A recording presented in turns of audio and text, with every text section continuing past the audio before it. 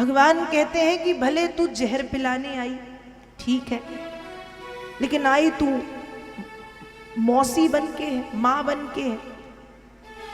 अब भगवान कृष्ण कंस के भांजे हैं, कंस मामा है, और कंस पूतना को बहन मानता है, तो मौसी ही हुई, मौसी बन करके आई है, मौसी बन करके आई है। और मौसी का मतलब ही होता है मां जैसी, मां बन करके आई है।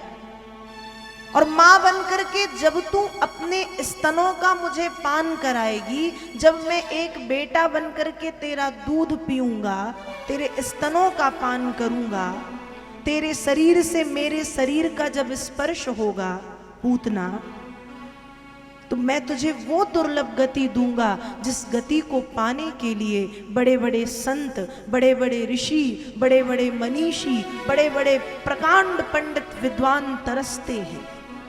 तो मैं सोच रहा हूं कि जब एक जहर पिलाने वाली को मैं वो दुर्लभ गति दूंगा, तो जो मैया यशोदा नित्य मुझे दूध पिलाएंगी, जो गोपिकाएं माखन मिश्री खिलाएंगी, जो गोपिकाएं अपने प्राण न्योछावर करेंगी मेरे ऊपर, उन गोपिकाओं को, उन मैया यशोदा को और उन ब्रजांगनाओं को मैं कौन सी गति दूंगा? जो गति तुझे मिलने वाली है उस गति से बड़ी मेरे पास कोई गति नहीं है।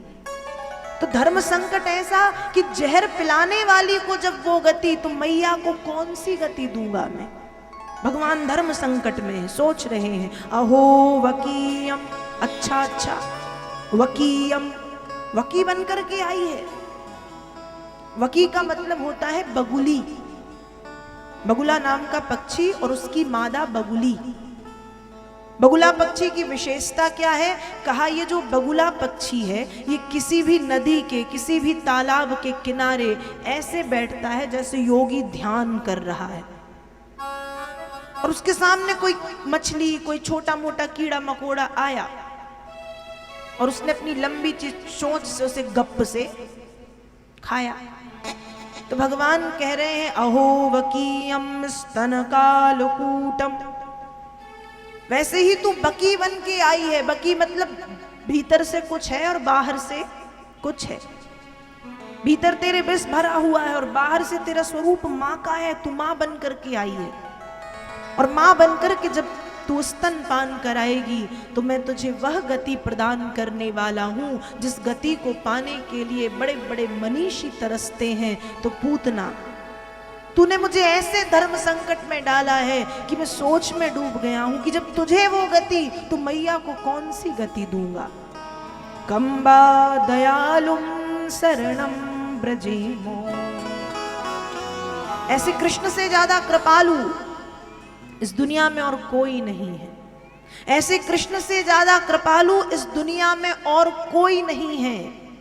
ऐसे कृष्ण से ज्यादा करुणा सिंधु इस दुनिया में कोई नहीं है, जो जहर पिलाने वाली को भी वो दुर्लभ गति दे जिस गति को पाने के लिए बड़े बड़े संत तरसते हैं। तो नेत्रबंद करने का ये पांचवा कारण भगवान सोच रहे हैं कि पूतना, तुमने तो मुझे धर्म संकट में डाल दिया। और फिर गोद में लेकर के भगवान को पूतना स्तनपान कराती है, दुग्ध पिलाती है। कंठ में भोलेनाथ आकर के विराज चुके हैं।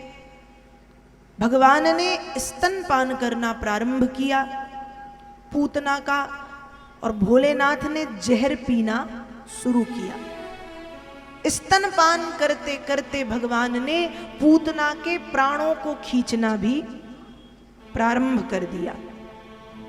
और श्रीमद् भागवत जी में वेद व्यास जी लिखते हैं, जब भगवान ने पूतना के प्राणों को खींचना प्रारंभ किया तो सा मुंच मुंचाल मिति प्रभासिनी निष्पीड्यमानाखिल जीव मर्मणि बिभ्रत नेत्रे चरणौ भुजौ मुहुः प्रस्विन्न गात्राक्षिपतिरुरोदः। जब भगवान ने पूतना के प्राणों को खींचना प्रारंभ किया, तो जैसे ही प्राण खींचना प्रारंभ करते हैं, कृष्ण पूतना तड़पती है, फड़फड़ाती है। सा मुंच मुंचाल मित प्रभासिणी, वो मित भाषणी, वो मीठा बोलने वाली, वो मधुर भाषणी पूतना, मीठी मीठी बातें करने वाली, अपने हाथ पैरों को पृथ्वी पर पटकती है और पटकते हुए कहती है, सा मुंच मुंचाल, अरे लाल छोड़ दे, छोड़ दे, छोड़ दे। पूतना ने 2 बार मुंच शब्द का प्रयोग किया है। मुंच का एक अर्थ है छोड़ दो, मतलब मुझे तकलीफ हो रही है, छोड़ दो। और मुंच का दूसरा अर्थ है, पूतना कहती है मुंचाल। मुंचाल मतलब संसार सागर से पार लगा दो, भव सागर से छोड़ दो, भव सागर से पार लगा दो। सा मुंच मुंचाल मित प्रभासिणी, वो मित भाषणी, वो मीठा बोलने वाली, वो मधुर बातें करने वाली पूतना ये कहती, निष्पीड्यमानाखिल जीव मर्मणि, उसके अंग प्रत्यंग में कष्ट हो रहा है, इतना कष्ट हो रहा है कि अपने हाथ पैरों को पृथ्वी पर पटकती है, उसकी आंखें फट गईं, उसके शरीर से प्रसविन्न गात्रा, पसीने की धारा बह रही है।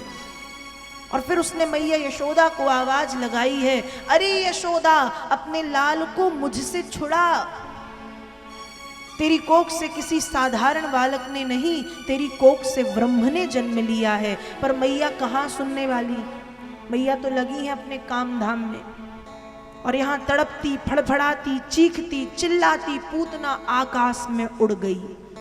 और जब आकाश में उड़ी, मारी गई, उसका जो सही रूप था वो सामने आया, देवी बनकर के आई थी, सुंदर सी, लेकिन थी तो राक्षसी, बड़ी लंबी चौड़ी।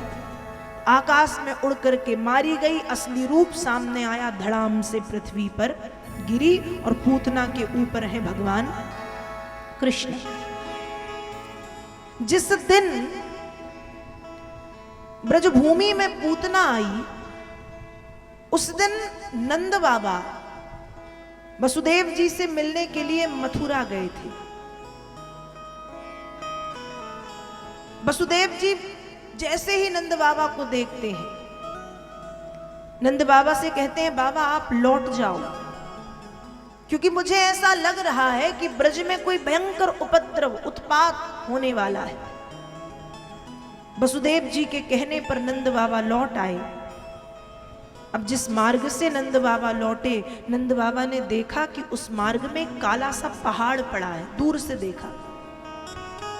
तो नंद बाबा सोच रहे हैं कि सुबह जब मैं इसी मार्ग से गया था, तब तो ये काला सा पहाड़ नहीं था, अब शाम को जब मैं लौट रहा हूं तो अचानक ये काला काला पहाड़ कैसे आया। नंद बाबा पास में गए तो पूतना के हाथ पैर देखे, समझ गए कि कोई पहाड़ नहीं है, तो कोई राक्षसी है जो मर चुकी है। दूसरी तरफ से लोग चीखते चिल्लाते नसैनियां लेकर के आ रहे हैं, इसमें कृष्ण है, इसमें कन्हैया है, इसमें लल्ला है। पूतना के शरीर में सैकड़ों नसैनियों को लगा करके भगवान कृष्ण को नीचे उतारा गया।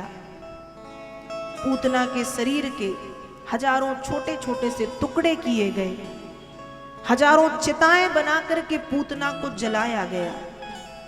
और जब पूतना को जलाया गया तो पूतना के शरीर से सुगंधित फूलों की तरह, गुलाब, चमेली, बेला, रात रानी, मोगरा की तरह सुंदर सुगंध निकल रही थी।